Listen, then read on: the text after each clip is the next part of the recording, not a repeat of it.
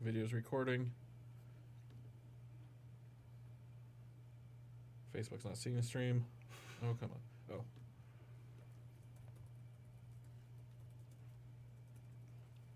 Watch it. I'm telling you, she's going to come in right when we get started. That's good timing. Is she here? Nah. Oh. Is she going to be? We'll see. Or we won't. Or we won't. Facebook is live. Ready? Yes, sir. Ha. Just kidding. How about some encoders first? We want to record the audio. That might be False start. Have I ever done this before? That's me. me mess up the recording. That was the video, though. Oh, okay. Speaking of which, what's going on? The video is frozen. Uh-oh. We're just not moving.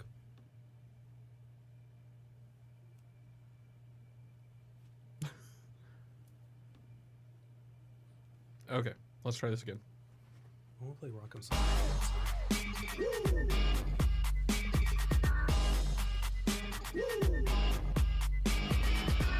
Step into the spotlight.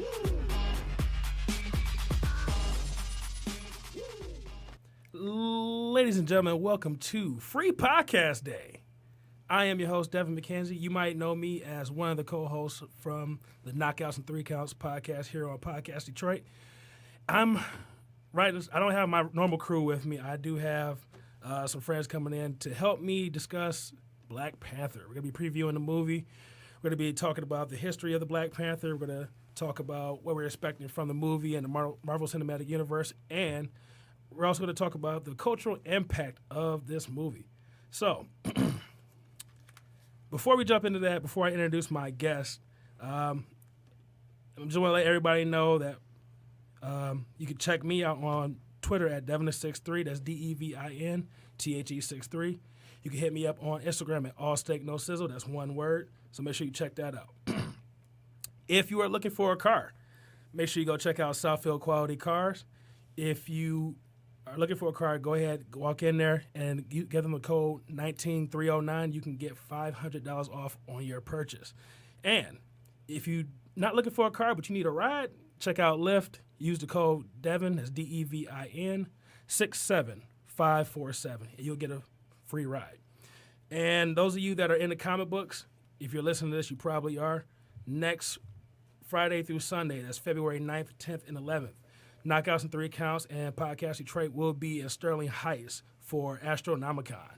So make sure you come out and check us out. Knockouts and Three Counts will be there on Saturday and Sunday. Hopefully we'll get a couple of the wrestlers that's going to be there to be on the show. We're going to have Kevin Nash, Scott Hall, Booker T, Brother Love, Bruce Pritchard himself is going to be there, Eric Bischoff, Road Warrior Animal. If you're into Napoleon Dynamite, he's going to be there too. So come on out and enjoy Astronomicon with us. And make sure you go on Groupon and find the code to get a discounted ticket. And I want to give a quick shout out to my friend Raquel Parks. She was supposed to be on the show. She wasn't able to make it, but make sure you go check her out. Look up her blog. It's metrodivapage-rdp.blogspot.com. So check her out. All right. Enough of that. Let me introduce my guest, who is to my right. Why don't you go ahead and introduce yourself, sir? It's because you can't say my last name. That's exactly why. Well, thanks for having me. Joe Waskevich, apparently comic book expert, I guess, right? Something like that? Something like that. Something like that. Yeah. Enough for me to invite you on the show, man. Nerdy enough to be useful. You got any social media you want to throw out there to the people, or that's not your thing? Not or? really my thing, no. Okay. All right. You got any businesses that you're running that are legal that you can talk about on there? No. All right. Well, No. if that's the case, then let's just jump into it, man. And the main reason why I wanted you to be on the show, man, is because at work we talk comics all the time. We talk about the movies, and you give me a lot of the background information on the different characters. So I wanted to have you here because you've got the information, man. So where I wanted to start off is with the history of Black Panther. So can you give us, like, off the top of your head, some brief points on the history of Black Panther in the comic books? Yeah, sure. Fancy tidbits and none of this stuff that I read on Wikipedia on the way here. They originally wanted to call him Cole Tiger. I did see that. Yeah, that was interesting. But yeah, Black Panther, King of Wakanda, standard type of storyline. Father dies, takes on the responsibility of the father. Very Macbeth-like. Mm-hmm. Right? Macbeth? No, Hamlet. It's Hamlet. Is it? Yeah, Hamlet's the one where the dad dies and seeks vengeance. But anyway. Oh, I thought that was like every kung fu movie ever. Someone dies and they want revenge. Pretty much, yeah. So, yeah, Black Panther is a kung fu movie about cats seeking revenge. Yeah. So, you basically went through and read a lot of the original Black Panther comics from the Jungle Action comics. Which did you read the Fantastic Four with the debut? I did. That was real interesting. He debuted in the Fantastic Four. I think it was like number 52. It was a two-parter. I believe so. Debuts in that, and in that story, he's already established as King of Wakanda and the Black Panther, and he invites the Fantastic Four over to, meet him and be like, hey, come on over. I'm a diplomat. You should come see me. And then when they get there, he traps them in various, devices and stuff, puts the Human Torch in an asbestos chamber, so he's got mesothelioma at this point. And he's trying to fight off all the Fantastic Four one by one to prove that he can take out Ulysses Claw, which seems like kind of overkill for training. It's like running a marathon to prove that you can sprint to the door. Because Ulysses Claw is not a match for the Fantastic Four. Right. So, could have just taken out one of them. But yeah, then, he tells them a story, and they kiss and make up, and then they go after Claw. Okay. And in the original comics, Claw kills Black Panther's father. Yeah, T'Chaka. Yep. Right. And then but at this point, T'Challa, the Black Panther that we all know now, is just a young boy at this point. He's like 10 when his dad gets killed in front of him because Claw came over there for resources, wanted the vibranium. Right. And yeah, he watches his father die, and he gets, very kung fu movie. Angry, picks up a weapon, starts shooting.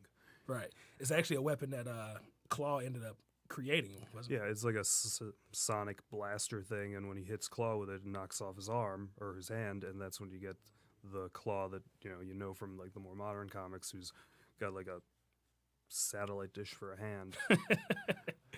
And we'll definitely jump more into the Claw because he's going to be a big part of this movie. But one thing I've in my little bit of research that I did, I was trying to figure out. So when T'Chaka dies, and then like I said, T'Challa's a 10-year-old boy at this point.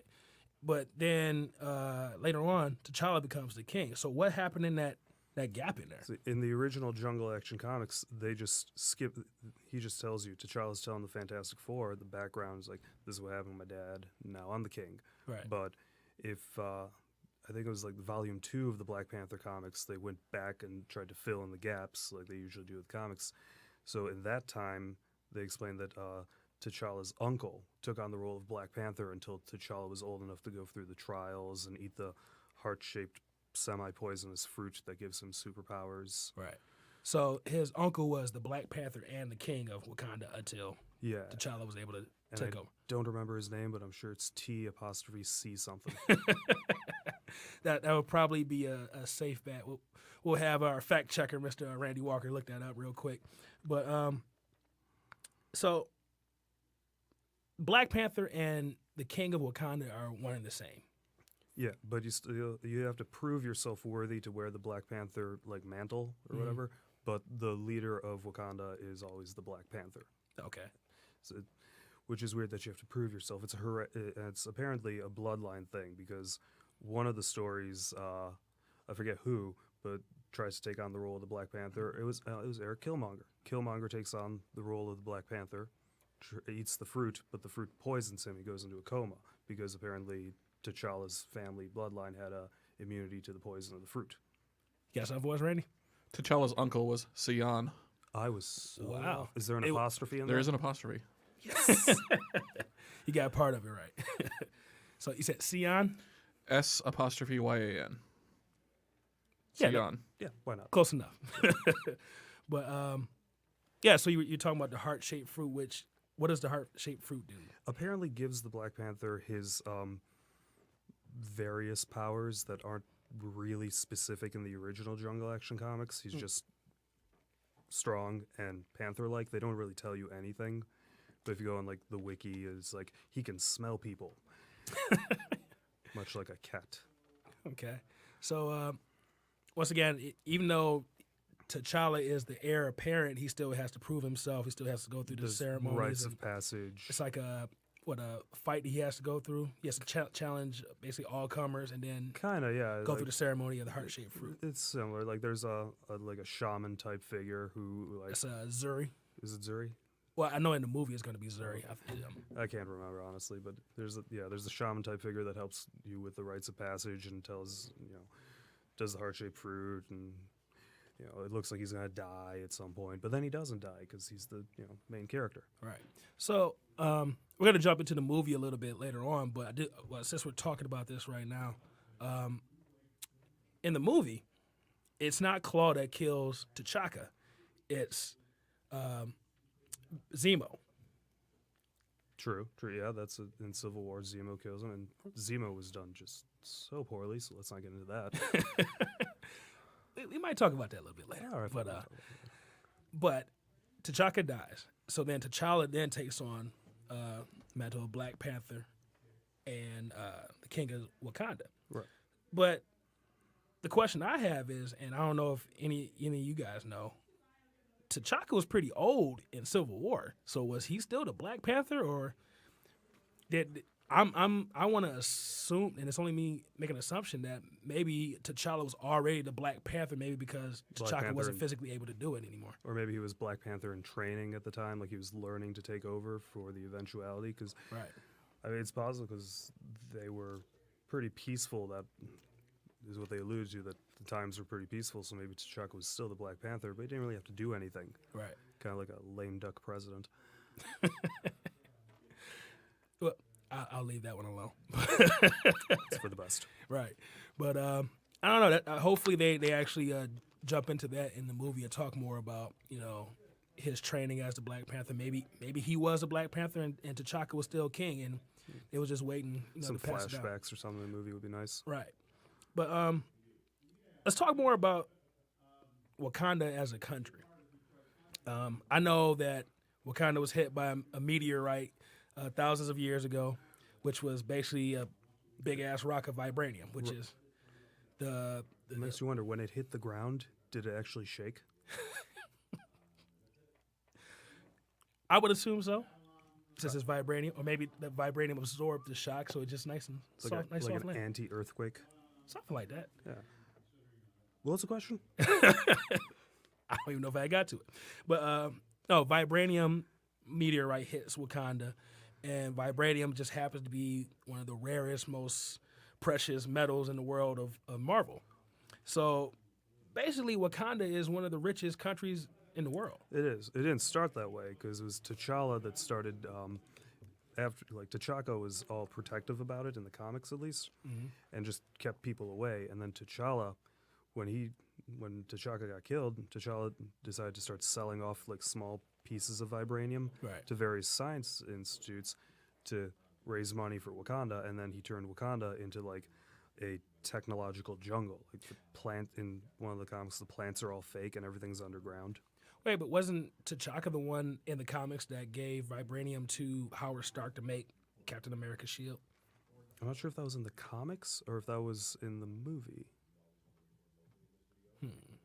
Because at least in the Jungle Action comics, they don't reference Captain America at all, really, unless it was mentioned in the Avengers ones. But I'm not sure. That might be one of those backstories they created later on. Right. And let me say that to everybody. The movie, basically, they're taking bits and pieces from many, many different stories. You have the Jungle Action comics, you have the Marvel Knights comics, and any of the other ones that have come out since then. So, and I was watching an interview, and they were basically saying that it's really no one comic series that they used to base this movie on. So it's just information pulled from pretty much all of them. Yeah, bits and pieces to create the whole. Because, I mean, you can't go with a lot of the comics like the original comic and turn it into a movie, because Thor Ragnarok would have been just insanely messed up, because in the comic he rips out both his eyes. Yeah, I can see how that might be a problem. and Loki's head. Yeah, I can see how that might be a problem. So obviously there's stuff that they just cut out, or they're gonna tweak it, because I don't think in any of the comics the Winter Soldier is sitting in a nice cryo chamber in Wakanda. That's true. For those of you that did or did not see Civil War, at the end of that, the Winter Soldier was cryologically frozen in Wakanda, so he's there under protection, and we'll talk about that a little bit. But like you were saying, that basically T'Challa was out selling vibranium to basically upgrade the city of Wakanda. The country. Or the country of Wakanda, Yeah, sorry. upgrade that into buy his own education, because he's well studied in various schools. Like, he was not just physically training to become, a superior Black Panther, but he was training his mind because he's also a diplomat. Right. He represents the country, so that brings a whole new level into the comics, because most of the superheroes are like, you got Tony Stark, he's an industrialist, or Captain America, he's just a soldier. But Black Panther, T'Challa, he's an actual king, a diplomat, so he's got the responsibilities of the country that he has to represent, Right. and he's also fighting crime. Right. So, you and me kind of talked about a pretty famous story from the Jungle Action comics where T'Challa was fighting the KKK. Yes, he was. It was the second story arc, because Jungle Action Comics only had 2 story arcs. The first one was Panther's Rage, which told you the whole story of him against like Eric Killmonger and various other people that hated him. And then in the second one, he goes to Georgia with a jazz or blues singer named Monica Lynn, and starts fighting the Klan. But there's 2 versions of the Klan. There's the Klan that he's fighting, and then there's this group called what was it? Something with a dragon. Like, it's a Grand Dragon, something like that. No, I think that would still be the Klan. Oh. But it was this group he was fighting that was trying to cover up a murder of the jazz singer's sister, because they were doing some shady real estate deals, and they were masquerading sort of as the Klan. And the Black Panther is just walking around in downtown Georgia dressed as the Black Panther, completely lacking all discretion, fighting the Klan. And So he's just walking down the street in Atlanta. yeah, dressed up like he's lost his way to Comic-Con. Yeah, and in that, it's really interesting, because they say that his name is pronounced differently, which I think I told you earlier, right? T'Challa. They say, I got the screenshot here. The guy there is asking, he's like, what do we call you? Just the Panther? And they're like, either Panther or T'Challa will suffice. And he's like, T'Challa? He's like, without the T. So, like, his name would be Chala, like, that delicious Arabic bread. Wait, so... You can look at. Wait, no. So, Randy, you were saying that Black Panther's uncle name was Suri, right? Cyan, Cyan. like the color. But it was like a C in the beginning? S. It's an S. Okay. Yeah. So it was just weird, because So, yeah, is his name T'Challa or Chala now? I don't know. Or is it T'Chaka or Chaka? I mean, it's so unlikely for a comic book to retcon something that it wrote ages ago and change it. Oh, yeah, that's true. Yeah. I mean, what are the odds of that happening? Right. But another thing that I kind of noticed about Wakanda is that they tend to have a mistrust for pretty much white people and Americans, or pretty much anybody that's not from Wakanda. Yeah. All outsiders. It's a very I don't know if it's true, but Wakanda seems to be based on like early dynasties of China, where it's completely isolationist. Like, don't deal with the outside world. We've got all the resources we need. Right. We're completely cut off because we can't trust people, because they only want us for the vibranium. Exactly. So why should we deal with them? We got everything we need here. Exactly. And from some of the stuff that I've watched and read, that they also have like a big oil deposit in Wakanda too. I don't know if they're gonna ever talk about that in the movie, but in one of the comics, or the comic series that Reginald Hudlin did, I think they had like diamonds and oil, but they don't really give a damn about that, because they got vibranium. Yeah, it's a very resource-rich area, and it's divided into a few different areas. Wakanda is like Central Wakanda, West Wakanda, Right. East Wakanda. And there's different tribes in Wakanda. Off the top of my head, I know you have the hyena tribe, the crocodile, the golden jaguar, I believe. Are you naming teams from Legends of the Hidden Temple? No, I'm naming Wakandan tribes You sure? because I don't think there's a white gorilla team. Oh, I gotta go back and watch it now. Right.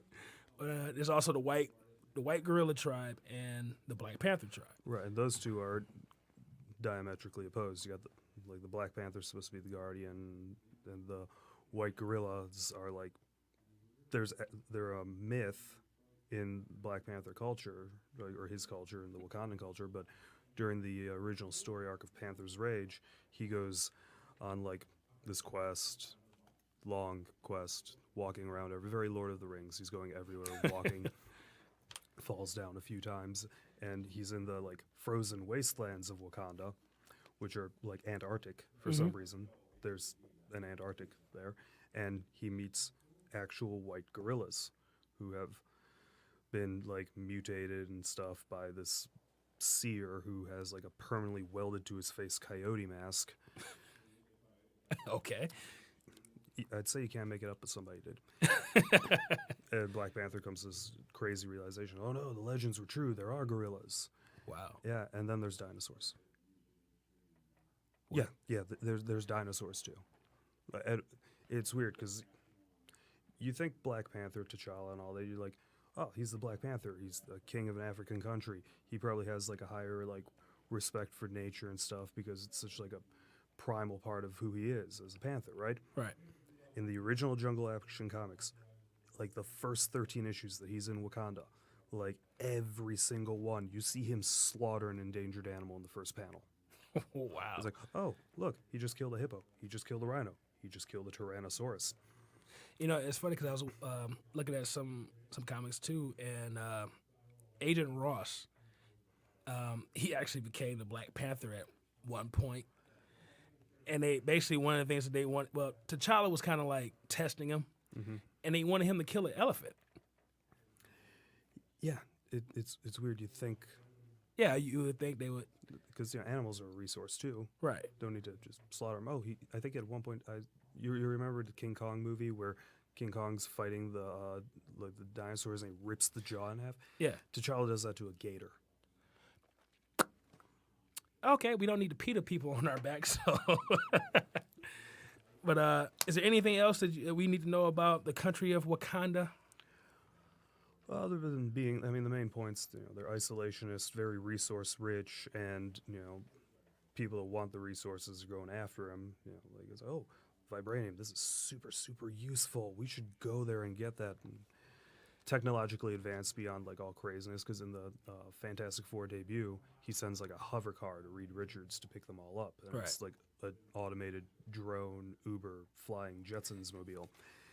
And So, wait, are you saying that the Black Panther is the one that invented Uber and Lyft? Uber definitely. Lyft, no. I don't think he'd be seen with a pink mustache. Lyft still do that? You still have to have a pink mustache on the front of your No, you don't. No. I would have signed up to do Lyft if I had to have the pink mustache on my car. Yeah, but Reed Richards' comments on how technologically advanced the little hover car that gets sent for him is, which is interesting because he had a fantastic car, which was same concept. So Right. they're making the point that Wakandan tech is really up there. Okay. And, well, let's go ahead and start talking about the film a little bit. The film's going to be directed, it was directed and written by Ryan Coogler. So are you familiar with any of his work? You'd have to list them off because I don't really. Well, he's only done 3 movies. Okay, yeah, let's see if I've seen any of them. But I got to say, this is for 3 movies, this is a hell of a resume. The first one he did was Fruitvale Station, which was critically acclaimed, won all kinds of awards at Sundance, and starred Michael B. Jordan. The second one was Creed. I saw Creed. Did very, very well, and also starred Michael B. Jordan. What was that, Rocky 7? Teen, something like that. And then his third one is Black Panther, which also has Michael B. Jordan in it. So he has a very good rapport with Michael B. Jordan. That or a lot of dirt on him. One or the other. Actually, his 4th film that he's going to be filming, I think, this year, also stars Michael B. Jordan. So, And his 5th film will probably be Black Panther 2. starring Michael B. Jordan. But Ryan Coogler, I enjoyed Fruitvale Station and Creed, so when I found out that he was going to be doing the movie, first I didn't know who the hell it was, and then when I saw what he did, I'm like, okay, this should be a really, really good adaptation of Black Panther. But the film itself coming out February 16th. Make sure you all go check it out. Where do you think is going to start? Because like last time we saw Black Panther was in Civil War. Like I said, Winter Soldier and Captain America there, they freeze Winter Soldier. And then you get the zoom out shot where you see Wakanda. Yeah. So at what point do you think they're going to start the story of this movie? I'm picturing this movie starting like it's gonna start in like in the midst of something, like something's happening, and then flashback to catch you up. I can see that. From the trailers, well, let me let everybody know, you're not really into watching trailers. No, I hate the anticipation. Like it's people will text me, "Hey, have you seen the trailer for this movie that's coming out in 7 years?" No, because I don't want to think about it for that long. Right. Understandable. So, I don't know if I'm ruining this for you, but Yeah, I'm gonna see the movie eventually. So yeah. right. But where I think it's going to start, there's a scene where, ironically, the only two white characters in this movie, Martin Freeman and Andy, what's his last name? Circus? Something like that. Schmeagol and Schmeagol and Darth Maul. yeah, he played Darth Maul. He also played Snook from the latest. And Martin Freeman played Bilbo Baggins. Bilbo. That's what. No, was it Bilbo? Did Martin Freeman play Bilbo in the new Hobbit trilogy? Yeah. Yeah. I don't know why I was thinking Samwise, but yeah, Bilbo. You're right. So Of course it was. two Lord of the Ring alumni. They're basically sitting in a room, and Agent Ross, who's being played by Martin Freeman, he's interrogating Claw, and Claw's like telling him, like, "Hey man, there's more to Wakanda than you know," and there's an explosion, and I'm assuming that Eric Killmonger and his crew break Claw out of the.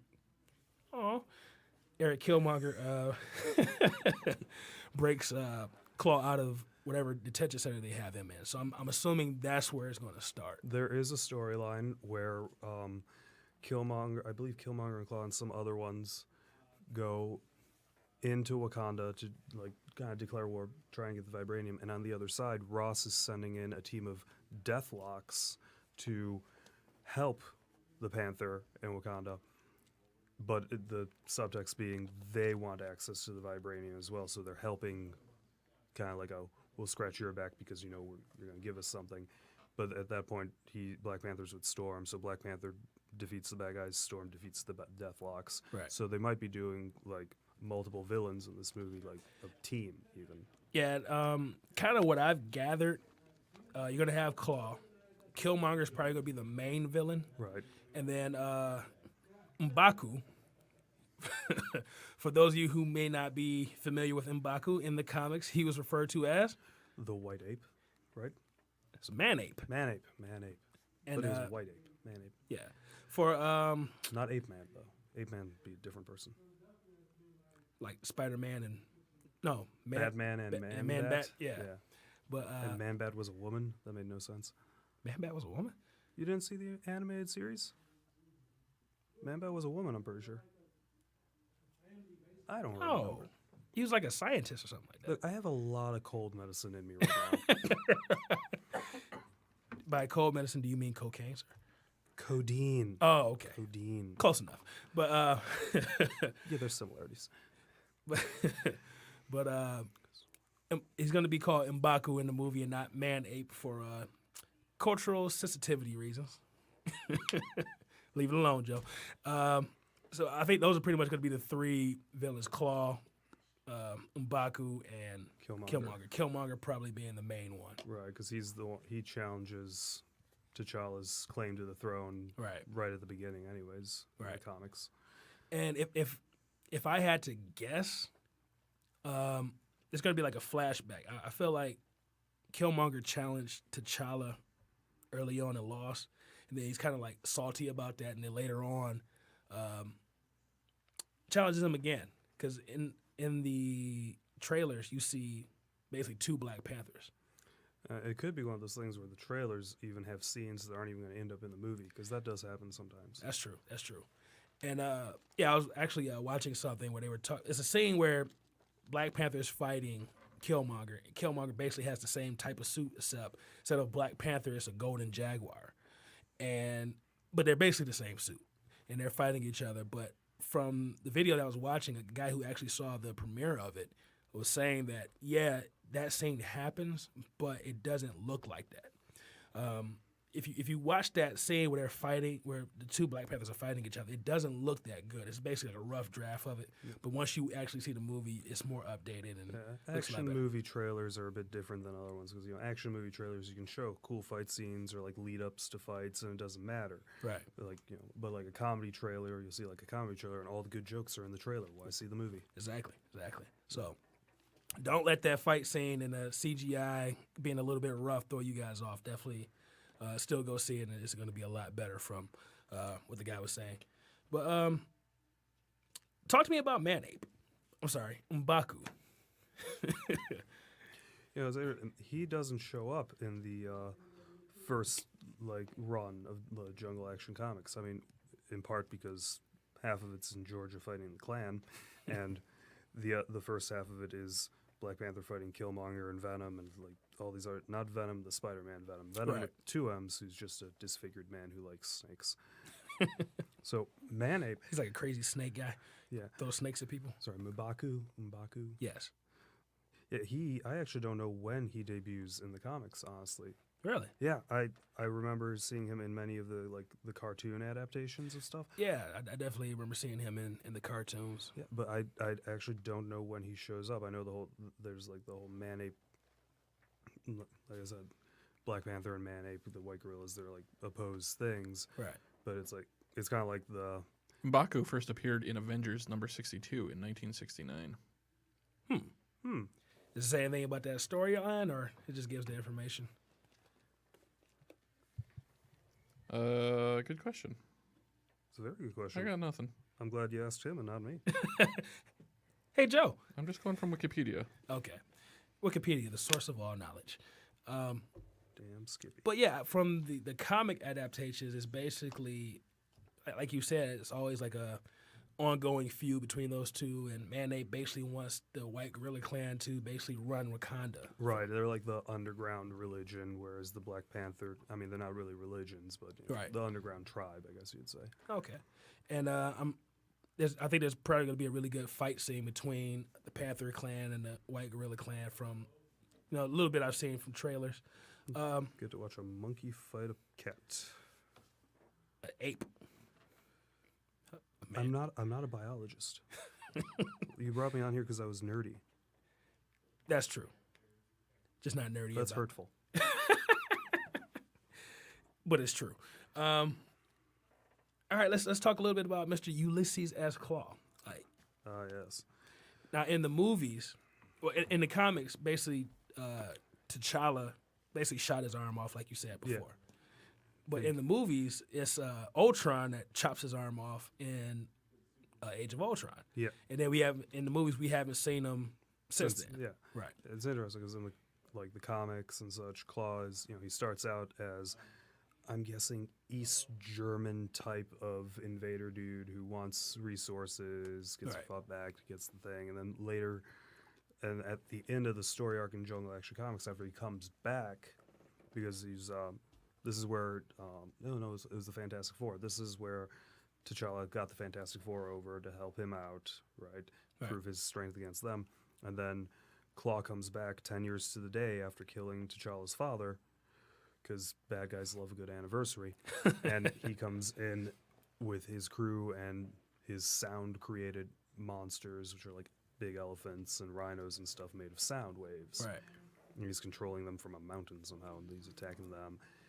At the end, he gets defeated. He jumps into his little sound machine, his whatever the hell it is, because it has some ridiculous name that makes no sense. There's science words thrown together. Science. And after that, you don't see him for a while. But I believe when he comes back later on, he's the Claw you would have seen in the cartoons, where his body is made entirely out of sound waves, but somehow holding its form together, that like red looking thing. So I'm not sure if they're. I don't know if they're gonna go that far with it in the movies. I'm pretty sure he's gonna get some type of vibranium prosthetic arm at some point. But I don't think they're gonna turn him into like a red living sound thing. I doubt that, but hey, it's weird. I don't want to see that, but I was disappointed in Fantastic Four when Galactus was a cloud and not a big purple dude with a crazy helmet. Fantastic Four disappointed a lot of people for multiple reasons. Speaking of which, Michael B. Jordan was in that the remake of that. Yes, he was. I still have not watched the whole thing. Smart man. Smart man. That was a very disappointing movie. But let's talk about, we talked about the villains, let's talk about the heroes in this film. And I want to start off with the Dora Milaje. For those of you that don't know, the Dora Milaje is the security or the Secret Service of Wakanda, all-female team. Okoye is the general of the Dora Milaje. She's played by, let me see if I get this right, Denai Guerrera. For those of you that watch Walking Dead, she's also known as Michonne on that show. You have Lupita Nyong'o playing Nikita. She's like a spy for the Dora Milaje. And you also have Shuri, who is T'Challa's younger sister. She's the tech, not tech support, but she's the tech expert of Wakanda. She basically designs everything. She's the Tony Stark. And the funny thing is, they kind of say she's smarter than Tony Stark. Which could set up interesting things in the future now that all the contracts of the original actors are running out, and who knows what's going to happen in the Infinity War movies. Right. Ooh. Yeah, she could be like a Riri Williams type character. I was about to say, she could be the next Iron Person. Woman? Person. Iron Human. But as far as the comics go and your knowledge of the Dora Milaje, have you heard anything from the comics or? Not in the original run. Again, Okay. These are things that are added in, like retconned into the story, kind of like the histories and the whole uncle being the king. So it was one of those things that was added in to give it more substance to the story. Randy, just go ahead and say it, man. You know I don't care. It's an L. It's Dora Milaje. Oh, I'm sorry. I'm like, L, like, is this show brought to you by the letter L? I wasn't sure. The Dora Milaje. Okay. Brought to you by the letter L, the number 7, and Coors. But what were you saying? I have no idea. Okay. Randy, you have any knowledge of the Dora Milaje? Not much. They seem a little bit like the Dai Li from the Avatar: The Last Airbender series, like a secret service military organization. They got some spies, but they also fight. Way better than the comparison I was going to make. What? Because I got to hear this. What? I was going to say they were like the Iraqi Republican Guard. Yeah, I like yours better, Randy. So do I. But from the research that I've done, the Dora Milaje they fight as one. They have some very intricate fight sequences. In one of the trailers, there's a sequence where they're fighting Eric Killmonger, and Okoye or Michonne like bangs her staff on the ground, and they all just move into this formation, and it's like two of them like get down on their hands and knees, and like Okoye is getting ready to run, like she's gonna jump on their So backs. it's very Power Rangers making their giant crossbow weapon. Very much so. Yeah. Yeah. You know the hardest thing about these movies is going to be? What's that? Remembering whose name is what. For me, at least. Well, for me, pronouncing the names is that's kind of the hard part. It's like my name. Yeah, Joe. Yeah. With 2 E's. I don't even try that other part. Wait, what is it, by the way? What? Your last name. Oh, it's Polish. Never mind. So the Dora,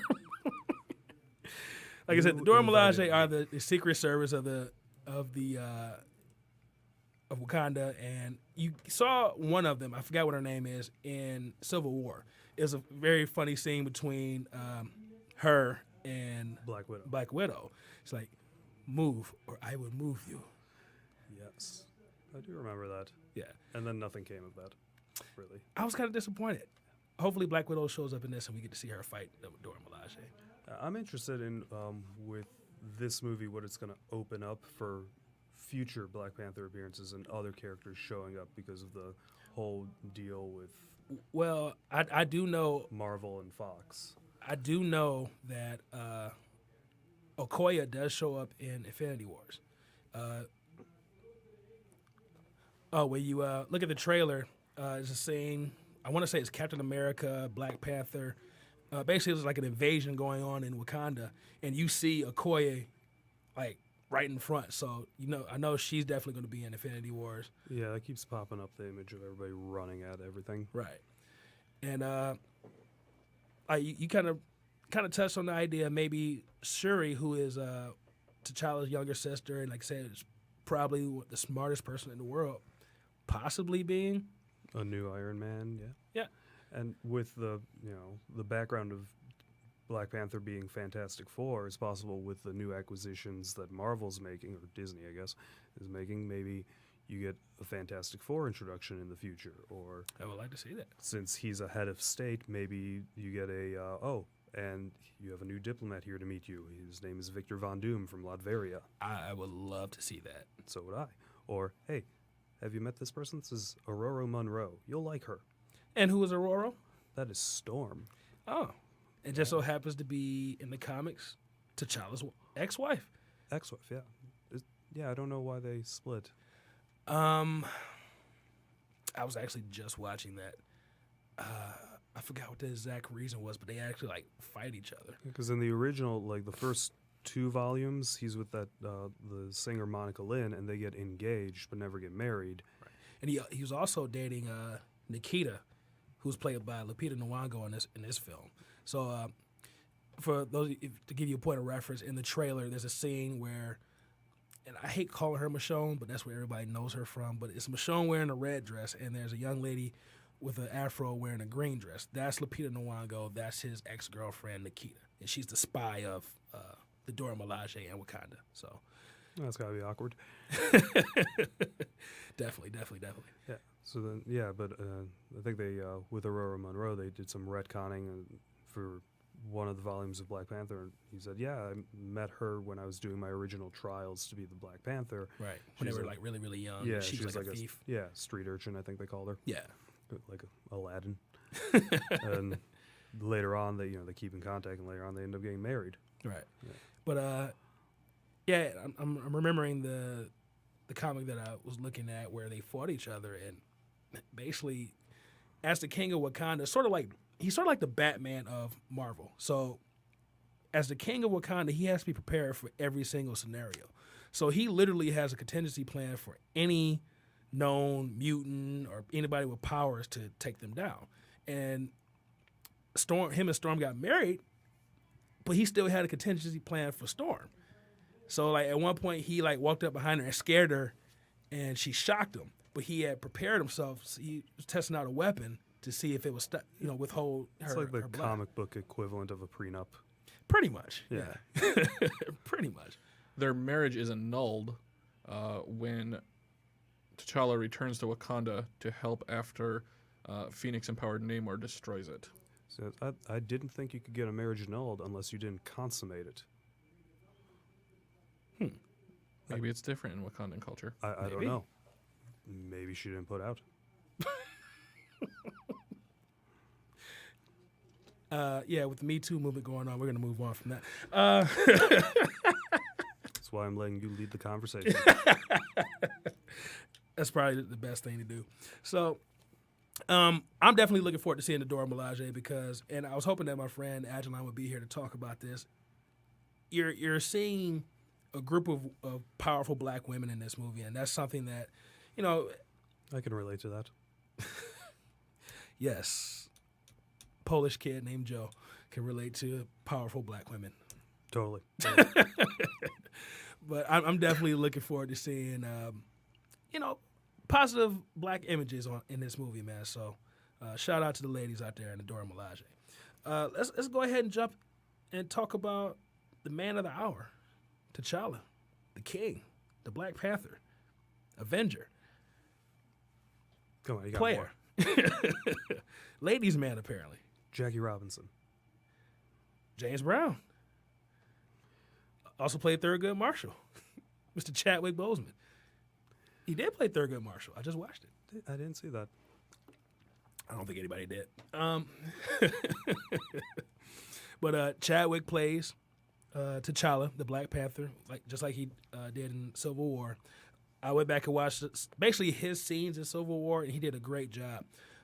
He was saying that he did a movie called Message from the King, which I don't think anybody really saw. It's on Netflix. I watched it this morning. But he plays someone from South Africa coming to America to find his sister that's been missing or whatever. But he basically took that role to prepare for Black Panther to play T'Challa. So he had an African dialect coach on that film and used the same dialect coach for Black Panther. So he definitely put a lot of work in to get ready for this film. What did you think about his appearance in Civil War, and what are you expecting from him coming up in Black Panther? Well, first of all, let me say he nailed the Wakandan accent. I've never heard a more authentic version of it. The accent that doesn't exist. It was very good. It was good acting. No, I enjoyed watching him in Civil War because he played the role really well of like an aloof person who is used to getting their own way, Right. and has his own sense of justice Right. on what needs to be done, and he did that very well. He's like, like in Civil War, Winter Soldier killed my father. I don't care if he was brainwashed. I got to kill him. Yeah. And the fight scenes were great. Obviously, watching it, I doubt that was actually, fully Chadwick Boseman jumping off of buildings and stuff. But There's a lot. Like, the only negative I had is, like, you could kind of tell when the CGI was kicking in. like when he was fully cat-suited. Yeah. Yeah. Like, the one that definitely sticks out was when he threw, like, a 3-kick combo to Captain America all in the air. And it's like, that's a little too CGI-ish for me. Hopefully they clean that up for the film, but, yeah. Yeah, I mean, technology's only to the point where you can create people that don't exist. I mean, they got ways to go to make it better. And this is why I had you on the show, Joe. But And why I'm never going to be on again, I'm guessing. no, that's not true. Probably going to do a review show, man. I'd love to have you back. And hopefully the rest of my guests that I invited. Welcome back for the first time. But one thing I'm definitely looking forward to is, we kind of talked about it before, the whole ritual for fighting for the mantle of Black Panther. I'm looking forward to seeing that scene and his fight later on with Killmonger when they're both wearing the cat suits. So you can see the differences in them fighting, hand-to-hand combat, and them fighting with their suits and their powers. Yeah, which the powers seem to be very, depending on which comic you're reading, they just bounce around. Because, like I said, one of them seems to be he can smell someone from a great distance. Mm-hmm. But overall, the powers seem to be super agile, super strong.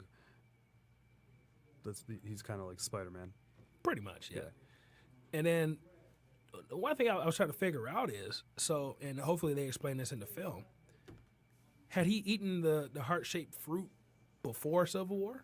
Or had the heart-shaped fruit before Civil War? Because that is one of the rites of passage to become the Black Panther. So Right. if he ate it, that means he was already the Black Panther. Right.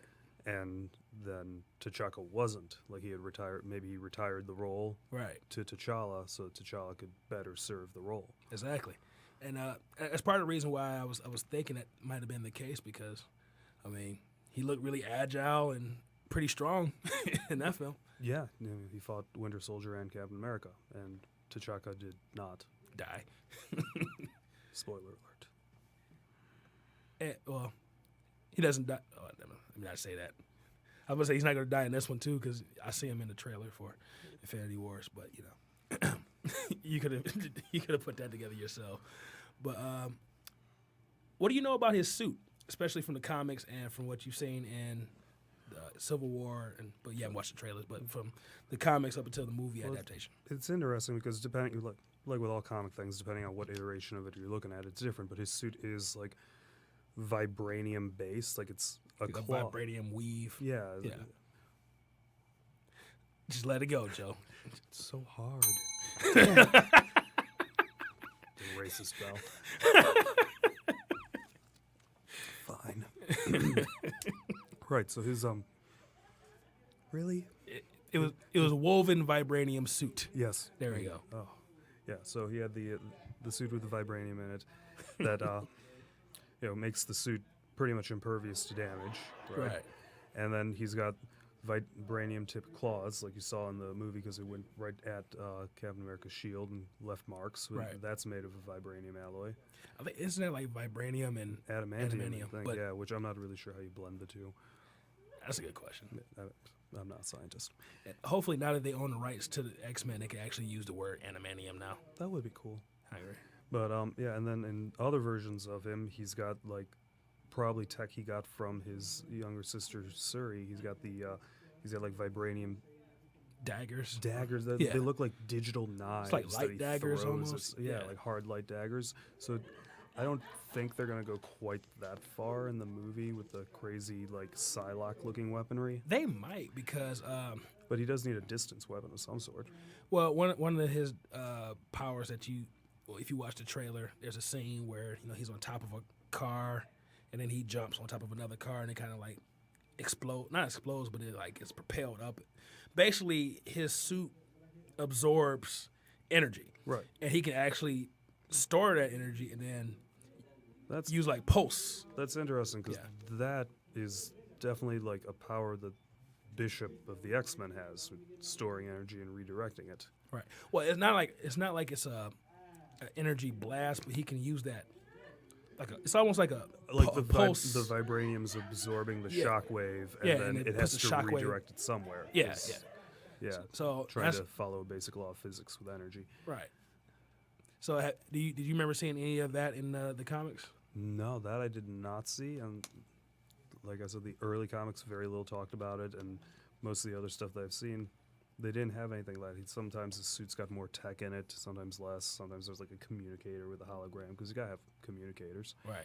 But I don't recall seeing anything with like a pulse coming out of his suit, so that should be interesting to see what they do with that, or if they only use it the one time in that one scene and never mention it again. I think they use it a couple of times. I remember seeing a scene like in the Brush where he kind of does the same thing too. So I'm pretty sure he uses that a couple of times in the film. But you also mentioned like a hologram communicator. Yeah.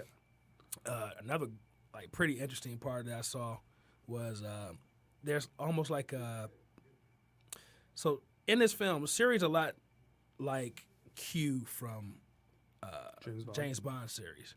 And if you saw Spider-Man, Spider-Man's friend was like, I want to be the guy in the chair. Yeah. Series like Q and the guy in the chair in this film. So like I said, it was the same with the car. It's ironically, it's a Lexus because Black Panther signed a deal with Lexus to market their cars. He's standing on top of a car, or like crouched down in like a panther-like stance on top of the car, and Siri's the one driving it. It's like a holographic version in her office or whatever her command center is, and she's the one driving the car like a hologram. And I thought that was very, very interesting. So, and they communicate with each other the same way. That's pretty crazy. I'm definitely looking forward to seeing how far they take that. I feel like I should watch the trailer in preparation for this. Would have been nice. But that's why I'm here. Because you know things. It's somewhat. But one thing I've noticed that, and Randy, you might be able to speak to this because you saw the trailer, right? I don't know if Black Panther knows how to ride in a car. Because in Civil War, he's on top of, I think that was an Audi at that point. He's on the top of that car, and this one, he's on top of the car. But I've never really seen him in the car. Well, technology in Wakanda is so advanced that they don't even have cars. They're flying around and Right, they don't have car or roads. Yeah. Don't need either one. Yeah. And then also speaking to the same thing with the holograph, there's a scene where you see Okoye, the head of the Mora Delage, where she has her hands out, like palms down, but she's like, I guess you would say she's like flying a not a spaceship, but like a hovercraft or something like that. But there's no like actual physical controls. It's like basically all like holograph and stuff like that. So this lets you know how high tech Wakanda and the Black Panther really is. Joe, why are you smiling? That worries me. Oh, I'm watching the trailer while we talk. Oh, okay.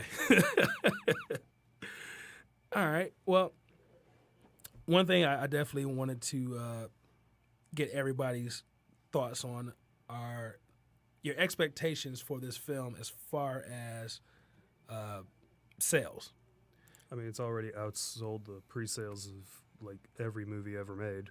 Right? Fandango just put an article out saying it's outsold every superhero film, including, I think it was Batman versus Superman and Winter Soldier. Now, do you think that's going to be a continuing trend with superhero movies as people keep building up expectation to them? They'll just keep everyone will outsell the one prior to it, I don't know. especially now that they're coming to the end of Phase 52. I think this is phase 3. 3. Yeah, I believe this is phase 3 still. End of phase 3. Okay. I don't think so. I think this film was very special because I don't know how many black people you guys hang around. Pretty much, Joe. I I'm know. sitting in a room with the only one. I pretty much figured that out, and that's part of the reason why I wanted some of my other friends to come in here so they could speak on this too. Dude, we've been waiting for this film for a long time. Like the premiere week of that movie, we're gonna show up for that. I see people putting up videos and memes on Facebook and Twitter and Instagram. You know, the one I just recently saw was if you ever seen the movie Coming to America, Eddie Murphy's character with his that different furs and he got this crown on, and the meme says. Theater employee, welcome to AMC Theater. What movie would you like to see? And it says, me. You know why I'm here. So, yeah, black people are definitely looking. We've been looking forward to this movie for a long time. We're definitely going to show out for this one. And the funny thing is, like, you and me have a coworker named Ken, and he didn't think that we were going to show up for this film like it's being proven that it is. So me and him made a bet, and this is basically this is all his numbers. He was like, I don't think that movie does more than $85 million the first weekend. The projections I'm seeing right now is anywhere from like 120 to 150, and they're saying that was kind of like before the premiere of the movie, which was this past Monday. So this could get up to like 180. It will most definitely do very well on its premiere week, and like I think all the movies that are leading up to the end of Phase 3 will probably do the same. Like I think Infinity War, for example, is going to do just insane numbers because you know every single actor that has ever lived or died is in that movie. I believe Clark Gable is in that movie. Like I don't have delusions of grandeur to think that it's going to pass the Avengers films because the first Avengers did $207 million and Age of Ultron did 191. But the third highest comic book Marvel film is Captain America Civil War, which was 179. I think it's going to get really, really close. I'd say it probably gets close. I'll put it at like 135. 135? Yeah, originally my guess was like 117.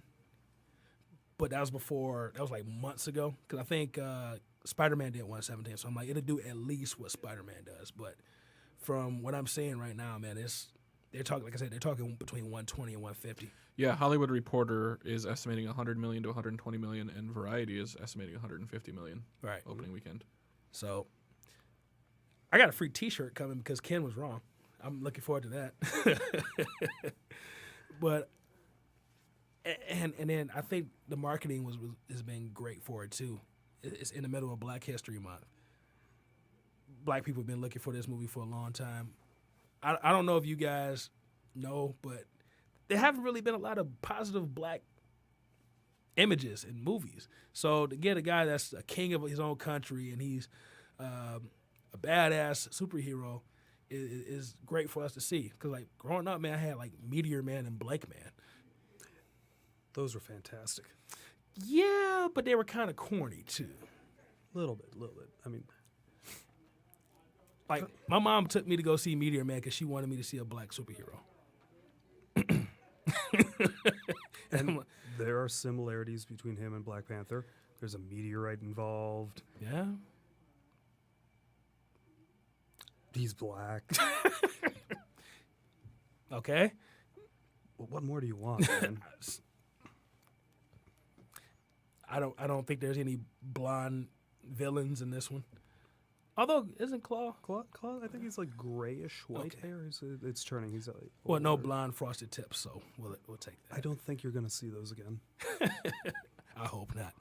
Hopefully, there's no remake of Meteor Man, but they're remaking everything right now, so you might see that. Maybe they'll make a sequel. Meteor Man and Asteroid Boy. I don't know. I don't know. Um, I'm just trying to keep from saying anything that makes you ring that bell again.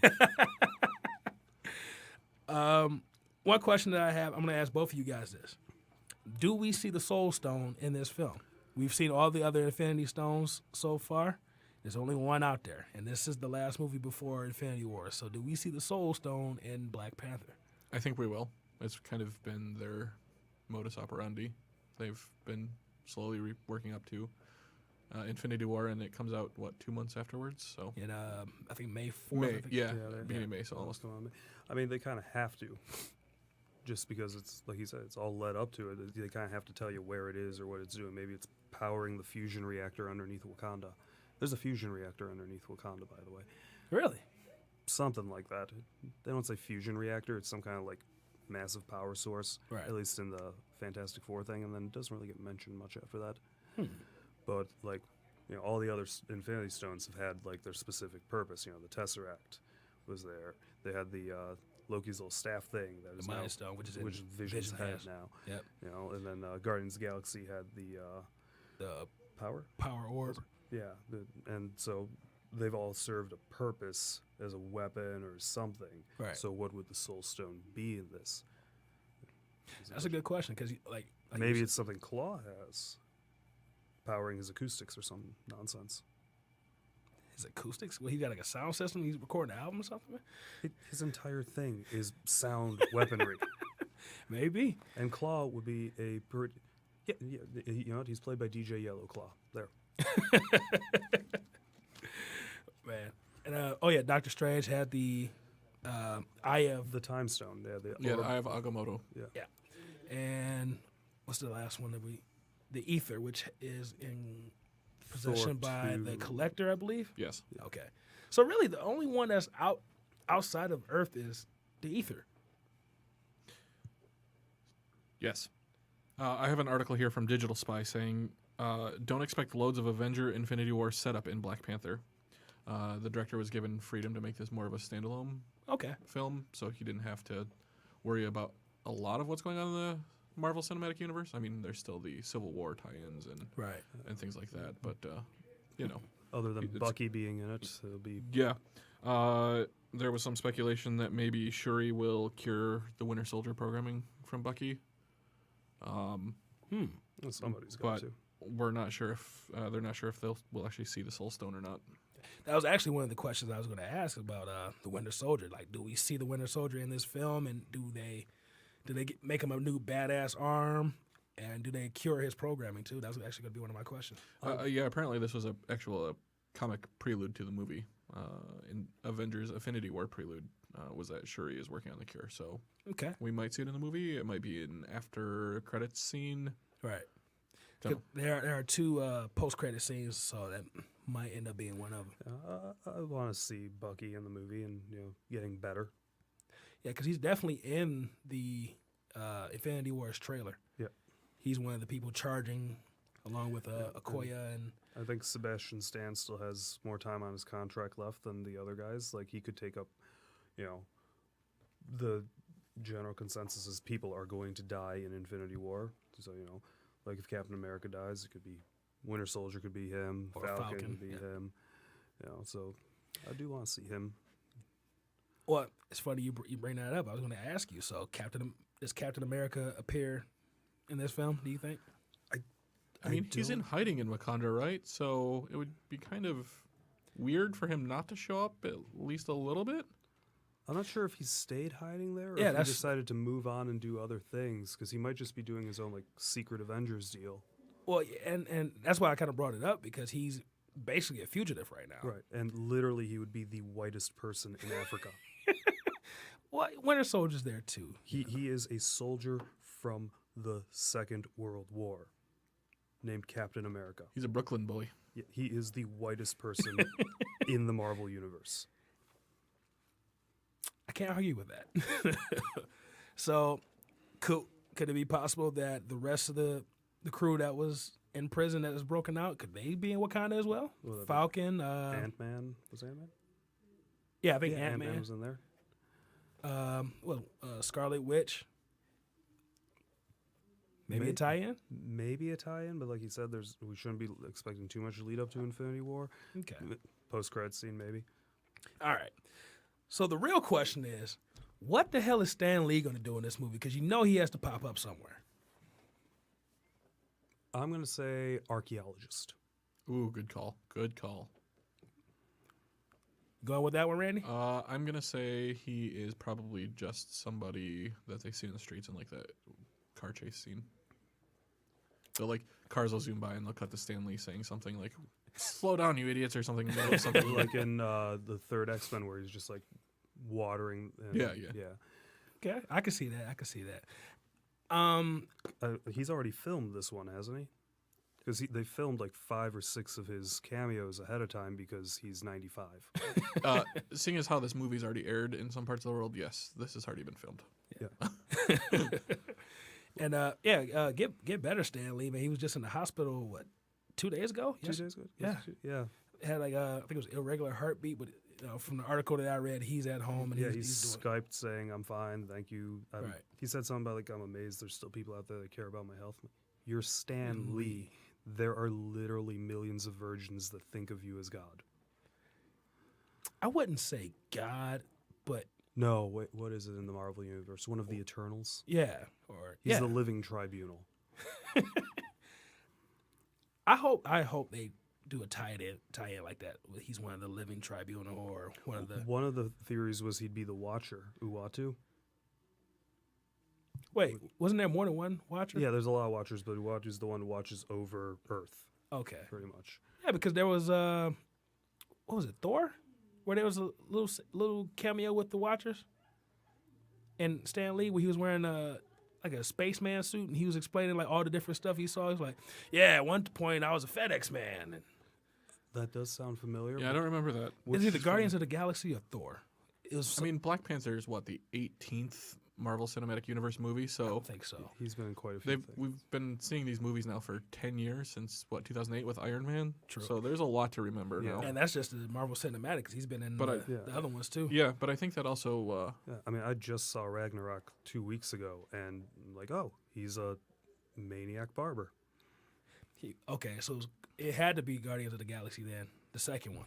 When I saw you this. know what? I bet he was he was on the planet with them, and just sitting on a rock, basically telling all the stories of his many talk versions. to the Watchers. Yeah. But yeah, because we have so many of these Marvel Cinematic Universe movies, I think that they'll just keep getting more popular because, people have kind of developed an attachment to all these characters that we've seen for the last 10 years now. So they just want to see what happens next, and then new characters keep coming in, so that just keeps perpetuating it. Yeah. It's making it hard for people to accept the fact that, like, Chris Evans and Robert Downey Jr.'s contracts are up pretty much at this point. Right. And Chris Hemsworth, his contract is up, but really? I believe so. And he was saying something like he doesn't want it to be up because Ragnarok, he finally had fun on the film because he got to say, "Hey, let's do this. Yeah, because the first two, they were okay. I wasn't a big fan of the first two, but Ragnarok was great. Dark World was kind of garbage. Yeah. Ragnarok was a funny movie. It was very Guardians of the Galaxy, right? Like in theme. We got Led Zeppelin music playing while they're fighting on this bridge, and fireworks. And it's weird because the Led Zeppelin song was about Lord of the Rings. What? You didn't know that? I did not know that. The guys from Led Zeppelin, huge Lord of the Rings fans, and the song that was playing, it come from the land of the ice and snow, and like they even mentioned Mordor in that song.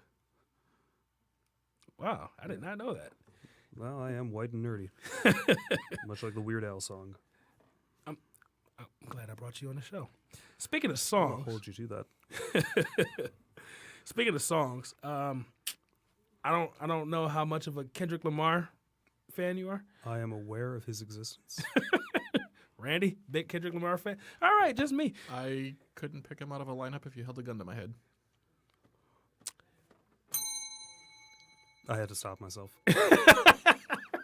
Preemptive ring. All right. Well, if you don't know, Kendrick Lamar is the one that's doing the soundtrack for Black Panther. I believe, I don't know if it's released yet, but I know the track list just came out. I'm definitely looking forward to listening to the music. Some of the songs are going to be in the film. Some of them are just inspired by the film. If you paid attention to the opening song that we use here, it was Legend Has It by Run the Jewels. It's a song that was in all the most of the trailers, especially early on. I'm not sure if that made the soundtrack or not, but I'm definitely a big Kendrick Lamar fan. So when I found out that he was doing the soundtrack, I'm like, man, it just keeps getting better, man. The only thing that would have made this better if like Tupac and Biggie came back alive and made a cameo in Wakanda or something like that. Maybe they're not dead. Maybe they just went to Wakanda. They're hiding in Wakanda. See? That would make perfect sense. And Elvis too. And yep, Elvis. For some weird reason.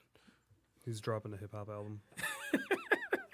Black Panther the album will be released on February 9th. Ah, interesting. Looking forward to that. Oh, speaking of February 9th, hey, come check us out at Astronomicon in Sterling Heights.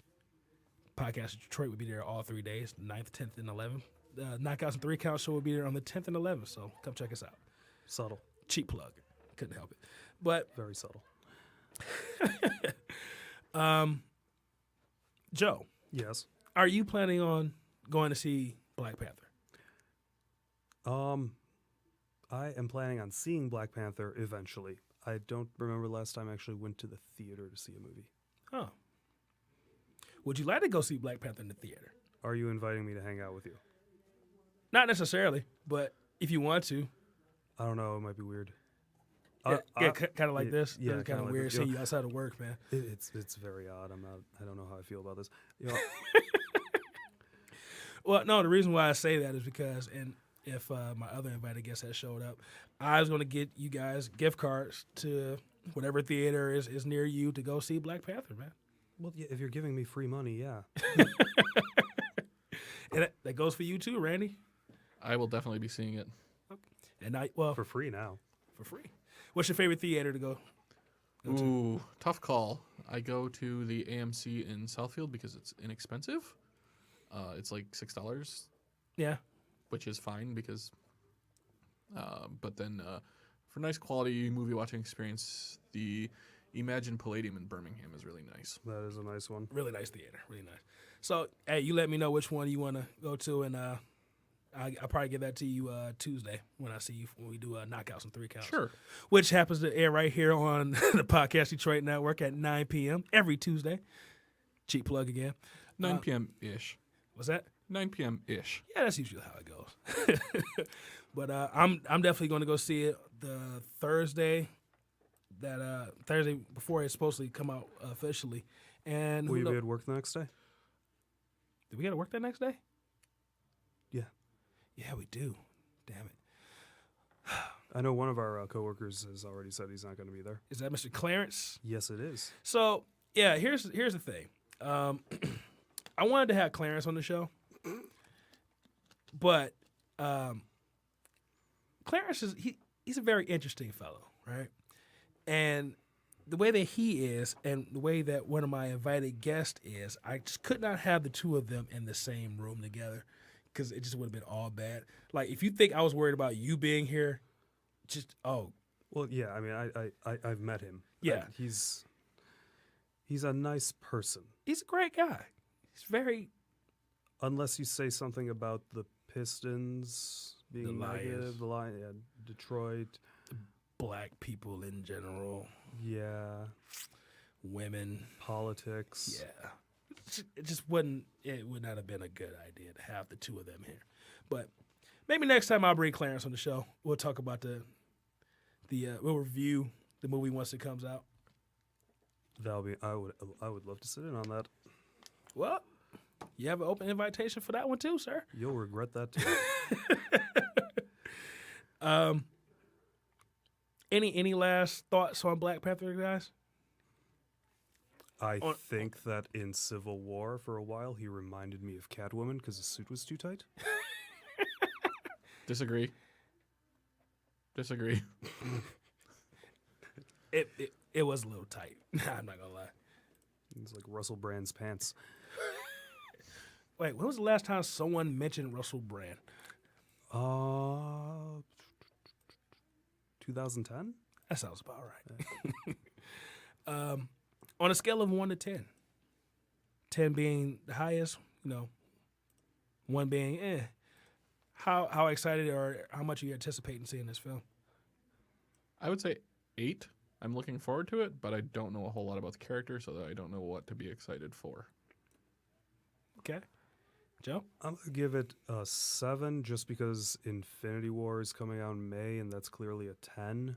Right. So, I want to undershoot this one in my head, so I'm happy Right. when I see it. And then Infinity War, if I'm disappointed with that, I just quit.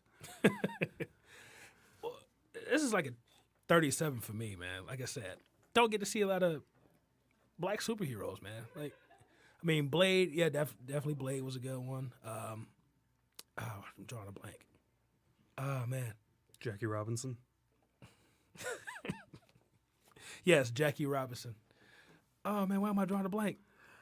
I don't know. Tony Thunder from Knockouts and 3 Counts kept saying it. Spawn, that's what it was, Spawn. Spawn was, He is hero-ish. yeah. Then you had Blank Man and Meteor Man, as I said, but not a lot of black superheroes that Black Panther was the first one in comics. really. He was the first mainstream comic book character that was black and a hero. Wow. And the fact that he debuted his main series was Jungle Action Comics is in no way a sign of the times back then. A lot of that stuff doesn't necessarily hold up too well. No, it does not. But some people won't let go. I'll leave that one alone. But I'm definitely looking forward to it. I hope all of you out there that are listening are looking forward to it. Make sure you go out and check this movie out, support it, just so I can rub it into my boy Ken's face a little bit more. Hopefully it does. Hopefully it doubles 85 million. Any last words, guys? Want to throw your social media out there, or any last words about the movie? Tell me what I should be excited for. Hit me up on Twitter at Randy Walker. I got nothing. I've behaved very well today. I don't want to break that. I'm very proud of you, Joe. I think part of the reason is because certain people didn't show up, but I'm very proud of you. You did a great job. Everybody was worried that you were going to say something off the rails. You did a great job, man. And I told you I was not worried. You were regretful, but not worried. No, I guess I said just don't make me regret not worrying about this. Did my very best. I mean, vibranium weave was tough to let go. And there's the bell. Shout out to my homegirl Raquel. Like I said, she wasn't able to make it. Go ahead and check out her blog at metrodivappages-rdp.blogspot.com and check her out on CW and CBS Local's website. She's a fashion advisor, fashion expert. She does a great job. She had a great article on her blog talking about the different outfits that people were wearing at the premiere for Black Panther this past Monday. Great job. So shout out to Raquel. I could use some tips. I mean, you see how I dress at work. Yeah. I'll get the two of you in a room. She can set you up, get rid of the green hair. Can she send me up? Is there enough gel to give me the Coolio haircut?